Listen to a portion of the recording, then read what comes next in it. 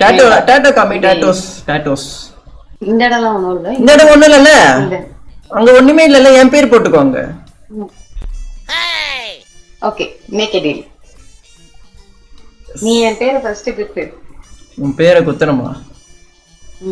நீ ஸ்கெட்ச்ல எழுதி வச்சுட்டு வர தெரியும் எனக்கு. இந்த பரிபோக நெஞ்சில இது அந்த மாதிரி இந்த மாதிரி பண்ண கூடாதா? ஐயோ சரி, நீடில்ல வச்சு இப்படி குத்தி குத்தி குத்தி குத்திடுவாங்க.